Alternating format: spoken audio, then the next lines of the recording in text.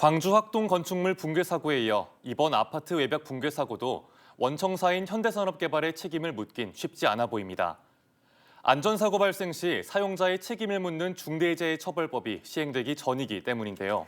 문제는 이 법이 시행된다고 해도 원청사보다는 실제 공사를 진행한 기업에 책임을 묻고 있어 법 개정을 요구하는 목소리가 커지고 있습니다. 정의진 기자의 보도입니다. 7개월 만에 또다시 광주에서 고개 숙여 사과한 현대산업개발. 저희 HDC 현대산업개발의 책임을 통감합니다. 너무나 부끄럽습니다. 그렇지만 17명의 사상자가 발생한 광주 학동 건축물 붕괴 사고에 이어 이번 아파트 외벽 붕괴 사고 역시 원청사인 현대산업개발은 법망을 피할 수 있게 됐습니다. 안전사고가 발생했을 때 사용자에게 책임을 묻는 중대재해처벌법이 오는 27일부터 시행되기 때문입니다. 법이 시행된다고 하더라도 원청사에 대한 책임 소재 여부는 불투명합니다.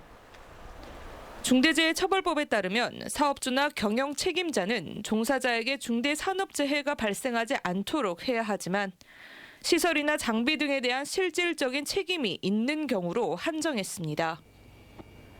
원청사에게 의무를 지우기보다는 하도급을 수주해 실제 공사를 진행한 기업에 책임을 묻고 있는 겁니다.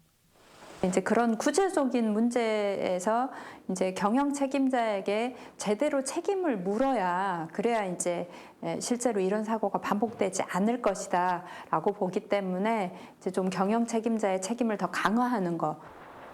개정안에는 중대재해 발생 시 인허가권이나 감독권을 가진 공무원에 대한 처벌 규정도 담겼습니다. 아파트 외벽 붕괴 사고가 발생한 지난 11일, 국회에서는 건축물 철거 현장의 안전성 강화를 위한 건축물관리법 개정안이 처리됐습니다.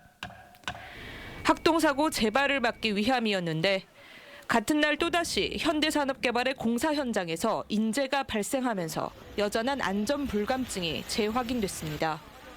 KBC 정의진입니다.